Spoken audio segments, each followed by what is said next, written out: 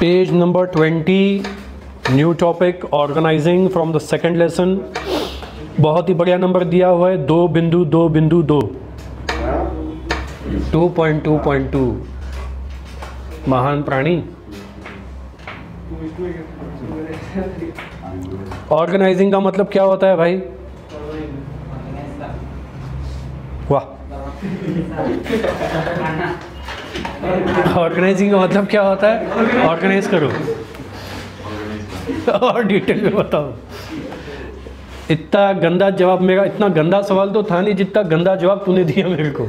Organising का मतलब क्या था? ऑर्गेनाइज करो। अरे तो क्या करना पड़ता, किसमें क्या क्या है, पहले पढ़ ले बेटा। हाँ, कहाँ क्या? एग्जीक्यूट करने का पहला process.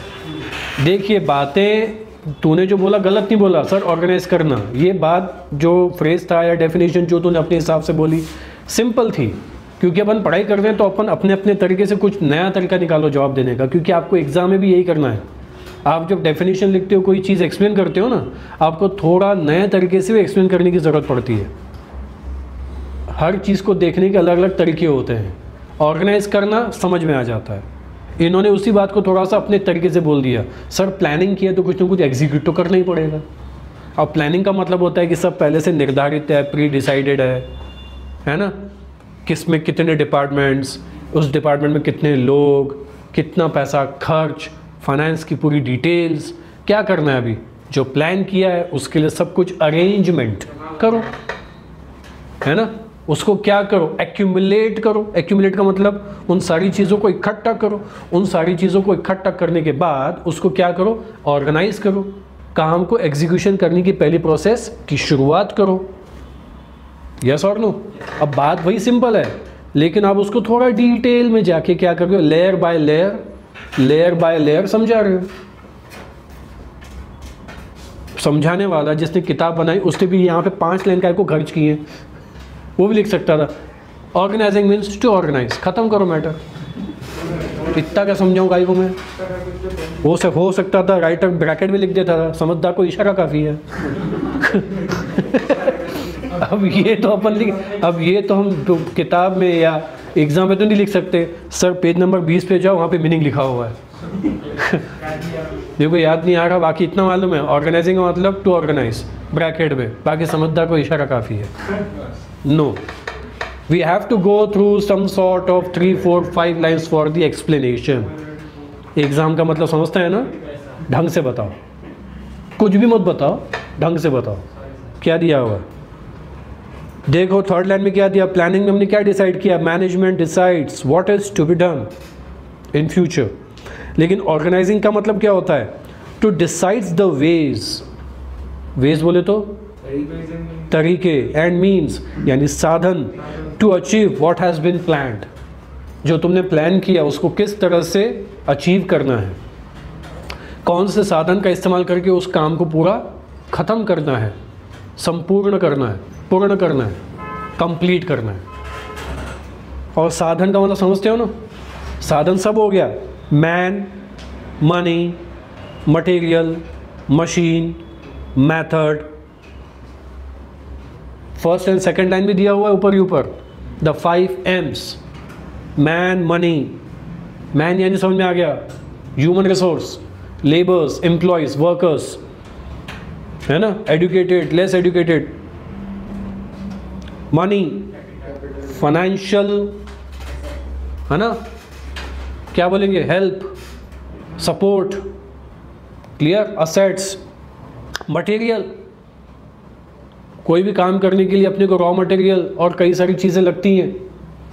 Machine, technology, equipments, tools. Method, process.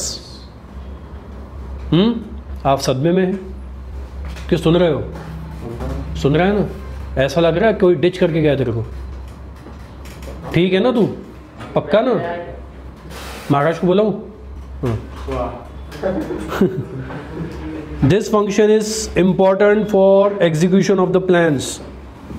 Okay, ये सब काय के लिए ज़रूरी है? प्लान्स के एग्जीक्यूशन, एग्जीक्यूशन का मतलब to convert the plan into action, plans को एक्शन में कन्वर्ट कर लेना।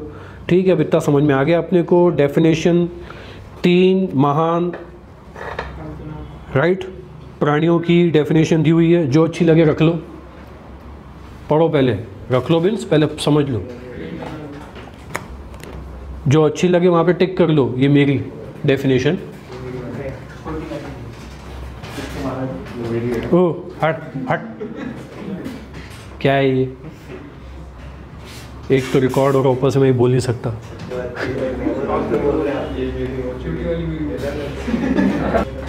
समझा? सिंक्रोनाइजेशन का मतलब दिया हुआ है वहाँ पे, अगर समझोगे तो सिंक्रोनाइजेशन का मतलब होता है जैसा अपन ने डिसाइड किया कहाँ शुरू करना है, बीच में उसकी क्या प्रोसेस चलती जाएगी और कहाँ पे ख़त्म करना है। तो स्टेप बाय स्टेप किसी भी चीज़ को क्या करना, एग्जीक्यूट करना, उसको बोलते हैं सिंक्रोनाइज करना, सिस्टमैटिक एग्जीक्यूट करना प्लान को। कवर्ड, समझ में आ गया?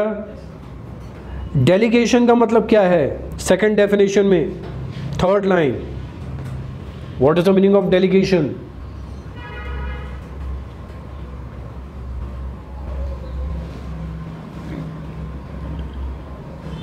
टू प्रोवाइड, डेलीगेट करो यानी टू प्रोवाइड करो, किसको क्या अथॉरिटी देनी है, किसको क्या रिस्पॉन्सिबिलिटी देनी है, कौन कौन से डिपार्टमेंट में काम करेगा, है ना।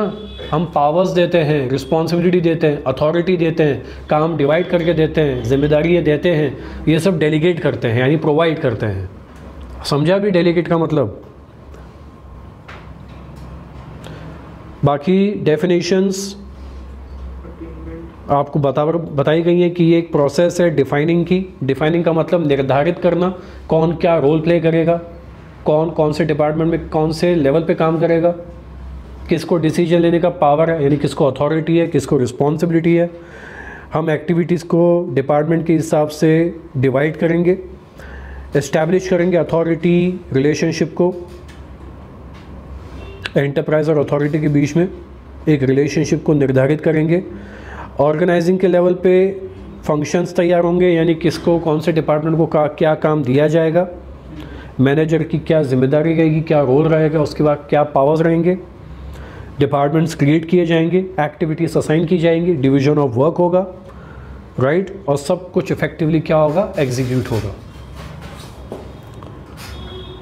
सबसे पहला पॉइंट क्या दिया हुआ है आप लोगों को, इंपॉर्टेंस ऑफ ऑर्गेनाइजिंग का, facilitates administration as well as operation. Organising process lead करती है, आइडेंटिफाई करो, एक्टिविटीज़ को ग्रुपिंग करो, समझ में आ गया ना, एक्टिविटीज़ को ग्रुपिंग करो यानी काम तो बहुत सारे हैं ना, अब सारे काम लोग कोई एक इंसान या कुछ लोग तो नहीं करेंगे, सबको काम क्या करना पड़ेगा, याद है ना, डिवीजन ऑफ लेबर। जैसे डिवीजन ऑफ डिपार्टमेंट होगा तो डिवीजन ऑफ लेबर भी होगा यानी काम अलग अलग ग्रुपिंग के हिसाब से, डिपार्टमेंट के हिसाब से निर्धारित किया जाएगा।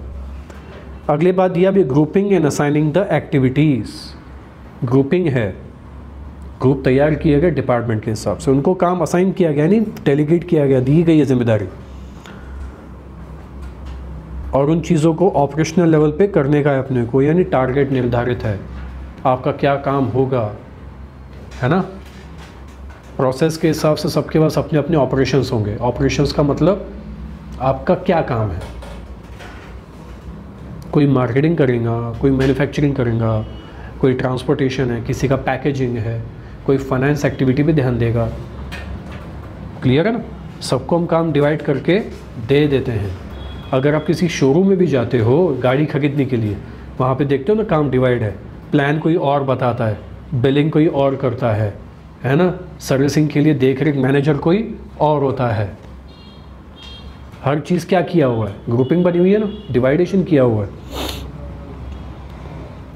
यहाँ तक कि अगर आपको फाइनेंस करवाना है तो फाइनेंस करवानी है गाड़ी, तो वहाँ पे भी जाते हो तो वहाँ पे समझाने वाला भी कोई और होता है, वो आपको डिटेल बताएगा फाइनेंसिंग का, है ना, और आपको पेपर साइन कैसे करने हैं, आपको कहाँ जाके पेमेंट्स करनी है, आपका मिनिमम ब्याज आप कैसे डिसाइड करते हो, आपको बताता है, आपको EMI पूरी, है ना, आप 1 साल के लिए, 1.5 साल के लिए, 2 साल के लिए, 3 साल के लिए कितने सालों के लिए फाइनेंसिंग करवाना चाहते हो, तो आपको उस हिसाब से क्या डिसाइड होगी, इक्वेटेड मंथली इंस्टॉलमेंट डिसाइड होती है।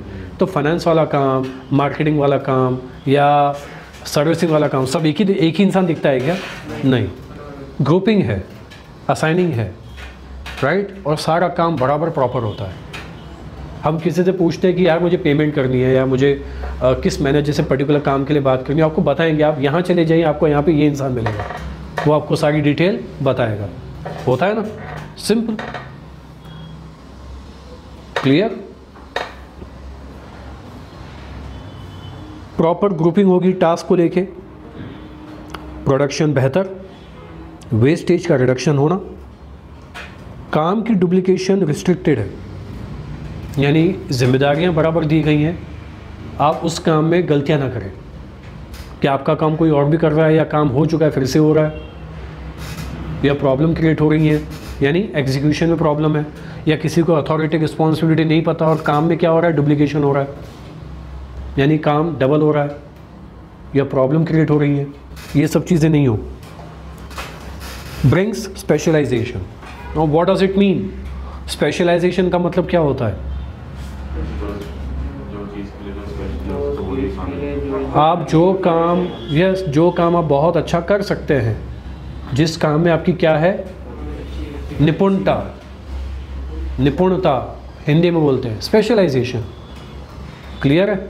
अब अगर आपने MBA इन फाइनेंस किया या किसी बच्चे ने चार्टर्ड अकाउंटेंट वाली पढ़ाई की, CA की, किसी ने CS किया, तो उसी फील्ड में क्या है, वो स्पेशलाइज्ड है। आया समझ में? उसे कहते हैं स्पेशलाइजेशन। तो वर्क को डिवाइड किया जाएगा यूनिट और डिपार्टमेंट में। डिवीजन ऑफ वर्क स्पेशलाइजेशन लेके आता है। जब आप कोई भी काम लगातार करते हो, हाथ बैठ जाता है ना उन चीज़ों पे, जैसे आप कंटिन्यू काम करते हो, यस और नो। अगर मैं आपको यहाँ पे अभी कोई काम दे दूँ कि मान लो कोई मिठाई की दुकान है और उसकी, क्योंकि अभी दिवाली हो गई और दिवाली में पैकिंग का काम बहुत होता है, और मैंने आपको एक जिम्मेदारी दी थी कि आप ये सारे के सारे पैकेट्स को क्या करो, पैक करो। 1, 2, 10, 15 पैकेट्स, टाइम लगेगा हाथ बैठने में, और जैसे जैसे आपको आइडिया मिलती जाएगी कैसे कैसे काम करना है, आपका हाथ क्या हो जाता है, बैठ जाता है।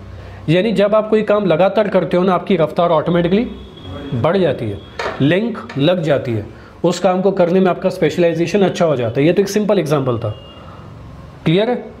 चार्टर्ड अकाउंटेंट बनने से पहले भी आपकी क्या करवाई जाती है, आर्टिकलशिप होती है। क्यों करवाते हैं आर्टिकलशिप? उस काम के प्रति आपकी लिंक जुड़ जाए, अकाउंट्स मैनेज कैसे किए जाते हैं, प्रैक्टिकली काम कैसे किया जाता है, होता है ना। और तब जाके आप उसको काम के प्रति को बहुत जिम्मेदारी से उठाते हो और उससे प्यार भी होने लगता है, ये काम करने में मुझे मज़ा आ रहा है। अब मुझे बात समझ में आ रही है। बड़े से बड़े अकाउंट भी आप इजीली क्या करते हो, हैंडल कर लेते हो, मैनेज कर लेते हो। क्यों होता है ये? जब आप किसी मास्टर के अंडर में बैठ के क्या कर लेते हो, काम कर लेते हो, गलतियाँ सुधरती हैं, है ना। वकील है कोई पढ़ा लिखा इंसान है, कहीं पे काम करने गया, IT रिटर्न्स कैसे करते हैं, GST कैसे फाइल करते हैं, है ना, अकाउंट की ऑडिटिंग कैसे होती है। जब आप वो काम लगातार करते हो, क्या हो जाएगा, उस काम की पूरी जानकारी मिलती है, नॉलेज मिलती है, और नॉलेज के साथ साथ उसमें आपकी पूरी स्पेशलाइजेशन भी क्या होने लगती है, बढ़ने लगती है। मुझे बिज़नेस करना नहीं आता, लेकिन जब आप बिज़नेस 6-8 महीने कर लेते हो ना चाहते हुए भी, फिर उस काम से आपको प्यार भी होने लगता है कि मुझे काम करना अभी आ रहा है, क्योंकि आप लगातार करते हो, उस काम की डिटेल में जाते हो, फिर वो काम आपको करने आता है, फिर उस काम में आपकी रफ्तार क्या हो जाती है, पहले से बेहतर हो जाती है। क्लियर है। आपको कभी बैंकिंग जाने का मौका नहीं मिलता, आप बैंक में जाते हो, कंफ्यूज हो जाते हो, यार बैंक में जाके करूँ क्या, है ना, स्लिप कैसे भरूँ, DD कैसे बनवाऊँ, क्या होता है, कई सारे काम होते हैं बैंकिंग के। लेकिन अगर आप हफ्ता, 2 हफ्ता, 3 हफ्ता, महीना भर आप लगातार बैंकिंग के काम करो, तो धीरे धीरे आपको सारी आइडियाज़ मिल जाती हैं, बहुत सारा जनरल नॉलेज आपको गेन हो जाता है, और उस काम में आपकी स्पेशलाइजेशन बढ़ती जाती है। मार्केटिंग करने नहीं आती, ज़िंदगी में बात ही बहुत कम करता हूँ, लेकिन आपने मार्केटिंग फील्ड चूज़ कर ली कि मुझे कोई 25 से 30 लोगों से मिलना है, और धीरे धीरे आपकी बात करने की कैपेसिटी, टेक्निक, आपको बात करने का हुनर आ जाता है, प्रोडक्ट को प्रेजेंट करने का हुनर आ जाता है, आपको वर्डिंग्स प्रेजेंट, अपनी खुद की पर्सनैलिटी और प्रोडक्ट को बताने का एक हुनर आ जाता है। चीज़ में आपको स्पेशलाइजेशन आती है। आप कस्टमर को जल्दी टैकल कर लेते हो, समझ लेते हो ये किस तरह का कस्टमर है, ये लालची है, ये दिल फेक है, ये बम पैसा खर्च करेगा, है ना, या इसको बहुत मुझे टेक्निकली तरीके से बात समझानी पड़ेगी, या ये जल्दी पट जाएगा, या इसको समझाने में बहुत ज़्यादा टाइम लगेगा। आप कस्टमर को जब समझ लेते हो ना कि कितने अलग अलग मेंटल वाले कस्टमर्स होते हैं, मेंटालिटी वाले, आप उस अलग अलग मेंटालिटी कस्टमर के साथ जब टैकल करते हो ना, आपकी हर एक कस्टमर को मैनेज करने की स्पेशलाइजेशन अच्छी हो जाती है। मैंने हर तरह के कस्टमर्स क्या किए, मैनेज किए। मिडिल क्लास फैमिली से हो या अमीर हो, कंजूस हो या बहुत ज़्यादा अच्छा खासा खर्च करने वाला हो, है ना, टेक्निकल बात को समझने वाला हो या जैसा भी हो, मैं उसको समझा पा रहा हूँ। आपको पता है आपको कहाँ पे वर्डिंग कैसे इस्तेमाल करनी है, आपको फॉलोअप कैसे करने का है ना, कस्टमर को किस तरह से अट्रैक्शन क्रिएट करके देने का है, सब एवरीथिंग, वो चीज़ में आपकी स्पेशलाइजेशन सब क्रिएट होने लगती है। उसके बाद defines the jobs properly. Organising का सबसे मेन काम तो यही है एक्चुअली देखा जाए तो, right person at the right job in the right department, qualification, skill, experience, ये सब देखना बहुत ज़रूरी है। एक वर्ड से मुझे बहुत प्यार है, बहुत अच्छा लगता है, एक्सपर्टाइज। जब किसी चीज़ के ऊपर किसी इंसान की एक्सपर्टाइज हो जाती है ना, तो सिंपल से सिंपल काम के लिए भी उसकी वैल्यू बहुत ज़्यादा होती है। कोई फैक्ट्री थी, मशीन ख़राब हो गई, कई लोगों ने चेक किया, ठीक करने की कोशिश की, नहीं ठीक हुई, किसी ने सलाह दी इस व्यक्ति को बुलाया जाए, XYZ जो भी है, बुलाया, मशीन को अच्छे से देखा, चेक किया, बीमारी पता चल गई, है ना, कुछ मिनट लगे शायद उसको, 2 या 3 या समथिंग, बहुत कम समय लगा उसे ठीक करने में, ठीक भी हो गई। सब शॉक्ड भी हुए, या उनको अजीब लगा कि कम समय में इसने मशीन को क्या कर लिया, ठीक कर लिया। फीस की बात आई, फीस बहुत ज़्यादा चार्ज कर रहा था, सबने बोला इतना क्यों, वर्ड बहुत अच्छा था उसका, ज़बान से जो शब्द निकला ना, एक्सपर्टाइज, एक्सपीरियंस है मेरे पास कई सालों का इस तरह की मशीन्स को ठीक करने का। पहले हमारी मेहनत इतनी होती है और पैसे इतने होते हैं, और एक समय ऐसा आता है आपकी मेहनत इतनी होती है लेकिन पैसा इतना होता है। यहाँ से यहाँ तक जाने में कई साल लगते हैं। शुरुआत आपकी ऐसी होती है, too much work less amount, lace work unlimited amount. आपकी एक्सपर्टाइज, आपकी सजेशंस, आपके एक्सपीरियंस, आपके नॉलेज और आपके कई साल के काम करने का हुनर है ना, उसकी कीमत होती है, उसकी वैल्यू होती है, और लोग आपको उसकी क्या करते हैं, मुंह कीमत देते भी हैं कि आपने बोला हमने दिया। पॉइंट ये होता है। तो ये होता है define the jobs properly, clarifies authority and responsibility. Heading से ही मतलब क्लियर है, आपको अपने पावर को ठीक तरह से एक्सरसाइज करते आना चाहिए कि आप किसको पावर देना चाहते हैं। बोर्ड ऑफ डायरेक्टर्स को पता रहना चाहिए कि मैं किसको पावर दूं, किसको नहीं, कौन लीडर, कौन मैनेजर, कौन ऑफिसर, कितने डिपार्टमेंट, कितनी ग्रुपिंग, किस तरह से काम असाइन किया जाएगा, रिस्पॉन्सिबिलिटी किसे देनी और डिसीजन लेने का पावर किसको देना है, और किसको दोनों ही काम प्रोवाइड करने हैं। ये मैनेजर का काम करना, सही तरह से जॉब को डिफाइन करना, रिस्पॉन्सिबिलिटी देना, ये सबसे मुश्किल टास्क होता है। आपको लगता है ये सबसे आसान काम है, नहीं। एक इंटरव्यू लेने के टाइम पे जहाँ इतने सारे लोग इंटरव्यू देने आते हैं और लेने वाले सिर्फ 3, 4 या कुछ 5 लोग होते हैं, और उन 4-5 लोगों में क्या होना चाहिए, एक सिंक होना चाहिए, एक सहमति होनी चाहिए, म्यूचुअल अंडरस्टैंडिंग कि हमें यही बंदा चाहिए। आया समझ में? जब बहुत सारे लोग जॉब देने आते हैं ना, और उन कई सारों में एक सही बंदे को चूज़ करना आसान चीज़ नहीं होती है। इसके लिए भी उनके अपने फ्लो चार्ट्स होते हैं, कुछ तरीके होते हैं। वो बंदों को चेक करने का कोई तरीका देख लेते कि बंदे में क्या है क्या नहीं है ना। आजकल तुम लोग टीवी पे एक ऐड भी देखते होते हो, एक औरत बोलती है, लेडी बोलती है, tell me something about your strengths. My strength is my biceps, my triceps. अब वो तो नहीं चलेगा ना, पॉइंट समझा?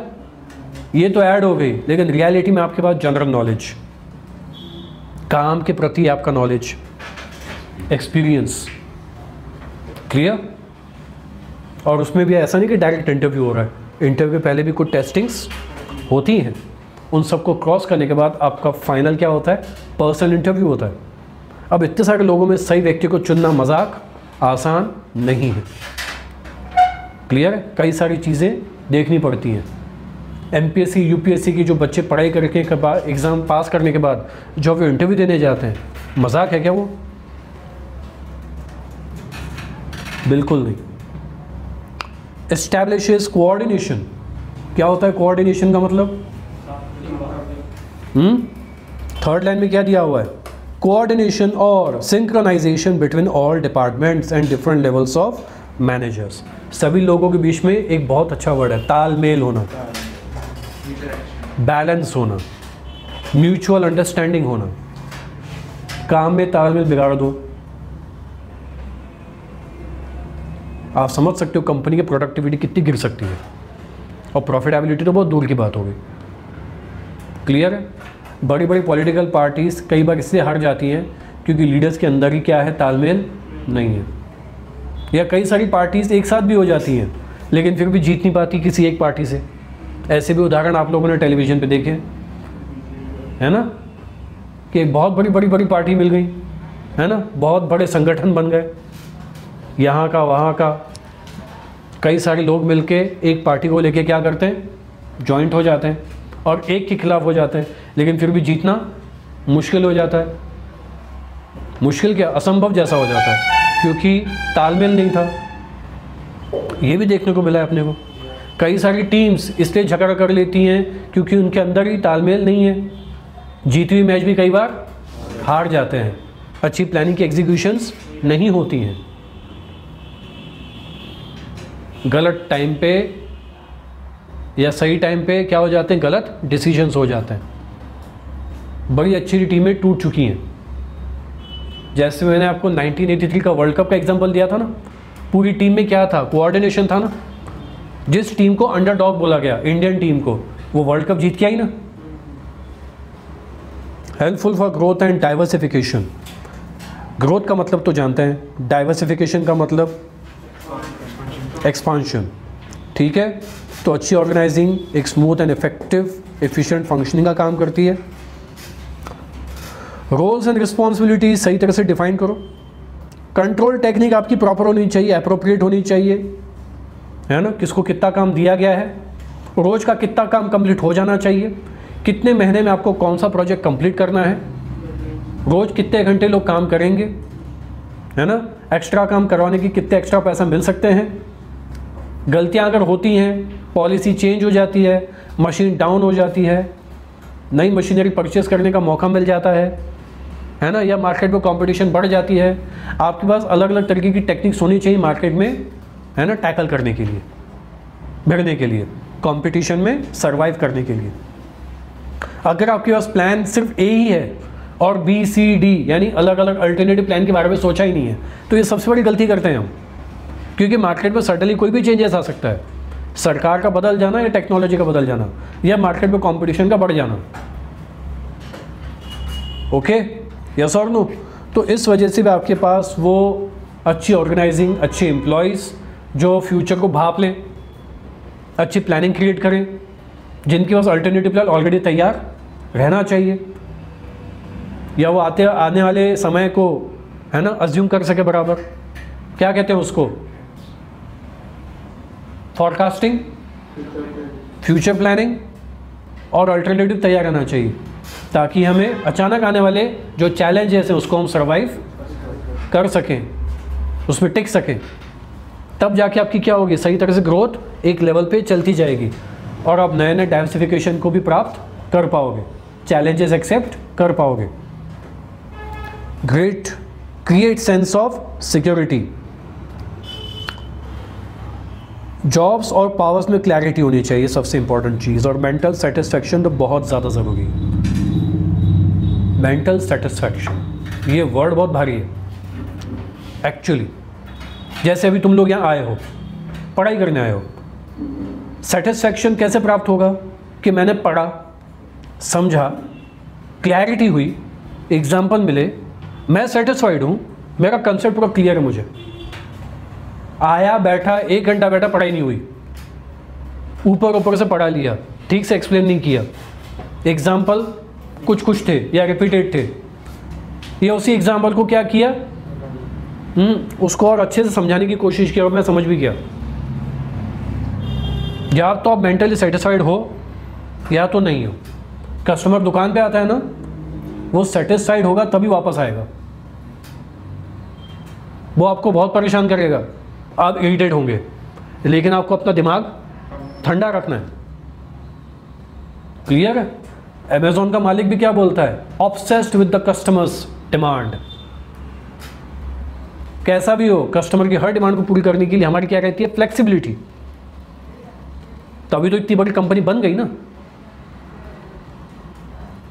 पॉइंट है, आप कस्टमर बन के जाओ या वहां पे बैठ के तुम खुद काम कर रहे हो, आपका काम है हर मामले में या तो तुम सर्विस दे रहे हो या तो सर्विस ले रहे हो। दोनों चीज़ में एक चीज़ कॉमन है, जो अगर सर्विस दे रहा है ना, वो यही बोलेगा मैं सर्विस इतनी अच्छी दूं कि वो तो सेटिस्फैक्शन ही जाएगा। मुझे खुद को खुशी होनी चाहिए कि मैंने काम अच्छा किया, मैंने अपना 100% दिया, ताकि कोई मेरे काम में गलती ना निकाले। और मुझे गारंटी अंदर से फीलिंग आती है, बंदा बाहर जाके पॉजिटिव बोलेगा, क्या, अरे बढ़िया सर्विस थी। तो सेटिस्फैक्शन दोनों चीज़ों में होनी चाहिए, दोनों व्यक्तियों को होनी चाहिए। आप प्रोडक्शन अच्छा कर रहे हो, रॉ मटेरियल बढ़िया मंगवा रहे हो, कंपटीशन को समझते हो, कॉम्पिटिटर के हिसाब से कंपटीशन को ध्यान में रख के आपके पास अल्टरनेटिव प्लान्स हैं, और आपके पास सेटिस्फाइड, अपने कस्टमर को सेटिस्फाई करने के लिए अच्छी क्या है, एक अच्छी एम्प्लॉयज़ का पूरा ग्रुप है।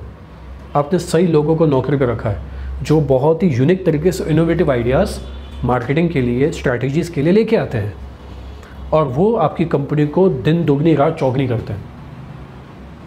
और कस्टमर आपके साथ हमेशा के लिए क्या हो जाता है, जुड़ता है। वो जुड़े ही ना कस्टमर तो कोई काम का नहीं है, यानी कुछ तो गलती हो रही है। एक बहुत अच्छी लाइन है, भाई मैंने इस काम को बहुत साल पहले नंबर 1 पे लाया था, मैं ही हूँ, मैंने ये काम बहुत बढ़िया किया था। सामने वाला जवाब बोलता है, जब तेरे सेंटेंस में था, ये किया था, ज़्यादा है ना, और ये लेकिन आज नहीं हो रहा है, यानी तू कुछ गलती कर रहा है। तूने किया था, तूने अचीव किया था, तूने करके दिखाया था, लेकिन वो चीज़ आज हो रही है क्या, नहीं हो रही है। तेरे सेंटेंस में था बहुत ज़्यादा है कम है, ये अभी क्यों नहीं हो रहा, ये अभी नहीं हो रहा, इसका मतलब है कुछ तो गलतियां हो रही ना, यानी तेरे में बदलाव नहीं है। ज़माने के साथ तूने अपने मापदंड नहीं बदले, इसलिए था हो चुका है। जबकि हर इंसान, हर कस्टमर बोलना चाहिए ये कंपनी अभी भी वैसी है या इससे पहले से ज़्यादा बेटर हो रही है। वर्तमान में आपकी तारीफ होनी चाहिए हर बार। वर्तमान को बनाते चलो और भूतकाल को याद रखते खुद को खुश करते रहते हो, क्या कंपनी थी हमारी, अब ये थी ना, अभी बता, अभी का बता मेरे को, राइट नाउ क्या है तू, वो टाइम चले गया। अभी मेंटल सेटिस्फैक्शन बहुत ज़रूरी है, इससे एम्प्लॉयज़ में सिक्योरिटी रहती है कंटिन्यूसली कि हाँ ये कंपनी मेरे बारे में सोच रही, मैं भी कंपनी के बारे में अच्छा सोचता रहूँ और अपनी ज़्यादा से ज़्यादा प्रोडक्टिविटी कंपनी को देता रहूँ। Scope for innovation, roles and activities perform करने के लिए सही एम्प्लॉयज़ का चुनाव बहुत ज़रूरी है, क्योंकि हर एम्प्लॉय आपके लिए एक नया काम, नई आइडियाज़ लेके आता है। आपने अगर सही इंसान का चुनाव किया है ना अपनी जगह पे, तो आपके पास आइडियाज़ की कभी कमी नहीं रहेगी। मैनेजर टैलेंट को डेवलप करता है, ये बिल्कुल वैसा ही है एक सही कैप्टन का चुनाव करना टीम के। महेंद्र सिंह धोनी सही कैप्टन था, आज नहीं है, लेकिन जब तक वो कैप्टन बने रहे और बहुत लंबे समय तक बने रहे, आज भी इस बात का गर्व सब लोगों का है कि यार सही व्यक्ति को अपन ने कैप्टन चुन लिया। इसलिए उसके डिसीजंस जहाँ पे लोगों को गलत लगते थे, है ना, उसने उनको गलत साबित कर दिया कि मेरा डिसीजन सही था। यानी कई बार ये एक स्टेटमेंट जैसा सुनाई आया, इफ़ यू नीड 15 रन्स और 20 runs in 6 balls, the pressure is not on batsman, it is on bowler, because on the batting it is Mahendra Singh Dhoni. ये स्टेटमेंट निकाले गए हैं। यानी दूसरी कंट्री का एक commentator, the person from West Indies, he is making a statement that in a 6th ball, if there is a need of 15 or 20 runs, that the pressure is not on bowler, sorry, the pressure is not on batsman, it is on bowler, because the bowler knows that to whom he is going to bowl. He is going to bowl to the MS Dhoni, and he can finish the games within that 6 balls. ये statement ही बताता है कि लोगों का उस particular captain के प्रति क्या कॉन्फिडेंस है. प्रेशर बैट्समैन पे नहीं है, प्रेशर बॉलर पे, क्योंकि बैटिंग पे धोनी है. वर्ल्ड कप में भी रन आउट हुआ था, लास्ट वाले वर्ल्ड कप में अगेंस्ट न्यूजीलैंड. आखिरी तक लेके कौन गया था? वही लेके गया था ना, और इतनी भारी जगह से बस रह गया, वो रन आउट हुआ. जब तक वो था लोग क्या बोल रहे थे? जीतेंगे.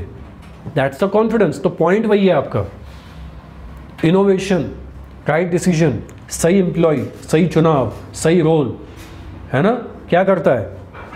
इनोवेशन लाता है, नॉलेज लाता है, फ्लरिश करता है टैलेंट्स को. आप नए नए चेंजेस लेके आते हो. इन्होंने भी चेंजेस लाए थे ना, धोनी ने भी. पूरी टीम यंगस्टर्स ही होनी चाहिए. कैप्टन बनने के बाद ये भी नहीं सोचा कि वो बड़े बड़े प्लेयर्स को टीम से क्या कर रहा है? निकाल रहा है. We are the servant of the nation, right. बड़े प्लेयर है, मैं ये देख के तो काम नहीं करूँगा कि इसको क्यों निकालूँ. मेरे को ये देखते हैं कि मेरी टीम मुझे और कितनी बेहतर बनानी है, क्योंकि मुझे आने वाले वर्ल्ड कप के लिए उनको क्या करना है? तैयार करना है. और उनके ये डिसीजन जो लोगों को गलत लगे, और ये डिसीजन सही साबित हुए. 2007, 2011, 2013 लगातार तीनों ट्रॉफीज हमने जीती. और ये जो बाकी अभी भी टीमों के लिए क्या है? Sapna. Clear? We won a trophies in all the formats of crickets. Clear? That's the point. इसलिए आपके पास new changes, method of work होनी चाहिए. Helps in optimum utilisation of resources. Optimum का मतलब मैक्सिमम. जॉब स्पेसिफिकेशन, ये अपन पहले पढ़ चुके हैं. स्पेशलाइजेशन, स्पेशलाइजेशन के हिसाब से right person at the right job. Work force right होना चाहिए. और अगर आप लोगों ने सही लोगों का चुनाव सही तरह से किया है ना, तो आपका नुकसान बहुत कम होगा. इसको कैसे एक्सप्लेन करोगे?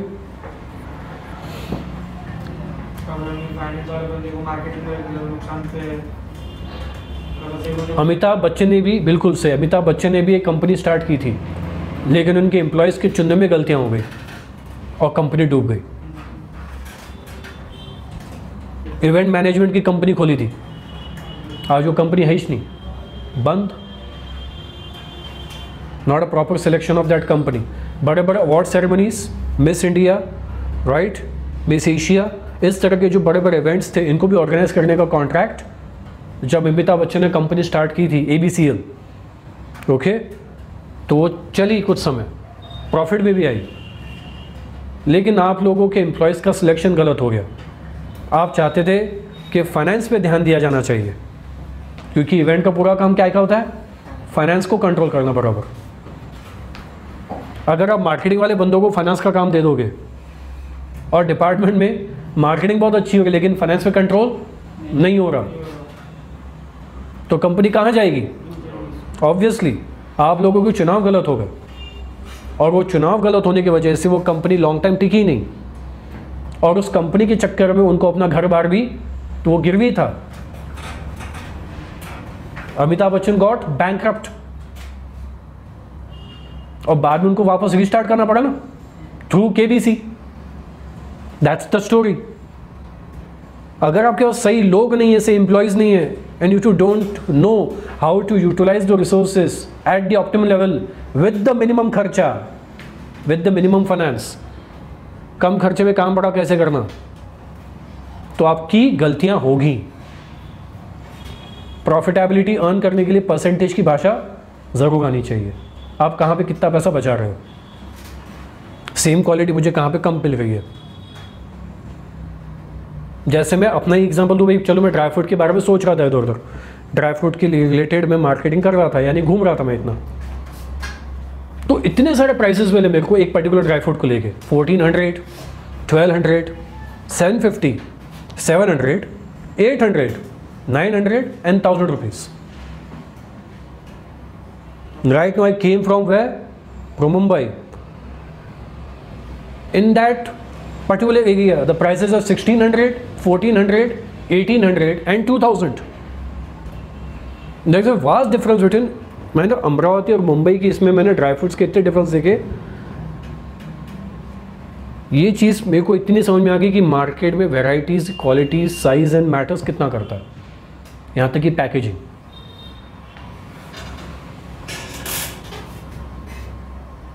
अब जैसे मैं अंजीर के बारे में ढूंढने गया था, तो मुझे कैसे पता चल गया कि 2 टाइप के हैं। एक तो साधारण जो अपन ईट करते हैं, और एक होता है specially for the fever, totally black, full black colour के होते हैं, कड़वे होते हैं, थोड़े से अजीब होते हैं, but those are used for the medicines and they are so what we can say सस्ता, चीप लेवल पे, हार्डली 500 और 550 रुपीज़ पर kg। एंड क्वालिटी, और क्वालिटी तो पूछो मत, फिर वो 2000 तक भी जाते हैं। So I have seen too much of varieties. मैं इतनी वैरायटी देख ली मैंने, क्या पता चल गया? रिसोर्स, फाइनेंस, क्वालिटी, है ना, और आपके बजट के हिसाब से आपको कहाँ पे खर्च करना है। थोड़ी सी भी आइडिया मिल जाती है, अपने को पैसे का हिसाब किताब रखना आ जाता है। मार्केट में 1 घंटा भी घूम लो ना, बहुत सारी आइडियाज मिल जाती हैं। क्लियर?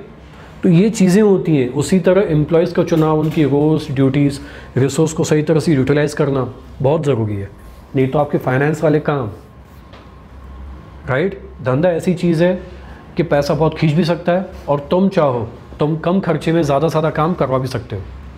डिपेंड आप पे करता है कि आपके पास फाइनेंशियल नॉलेज कितना अच्छा है और कितना घटिया है, यानी खराब है। और अगर जितना अच्छा रखोगे, मार्केट में रहोगे, तो आपको बहुत सारी चीज़ें किफ़ायती में मिल जाती हैं। उसके लिए क्या चाहिए? कॉन्टैक्ट्स, नेटवर्किंग, फटाफट पता लगाने का तरीका, प्रोसेस। अगर ये तुमने पता लगा ली तो चीज़ें तुमको और सस्ते में भी मिल सकती हैं, पर शर्त आपको नेटवर्किंग करते आनी चाहिए। और नेटवर्किंग हो ना, तो आपके सस्ते में सस्ते काम हो जाते हैं, वो भी अच्छी प्रोडक्टिविटी में। कवर्ड? ओके।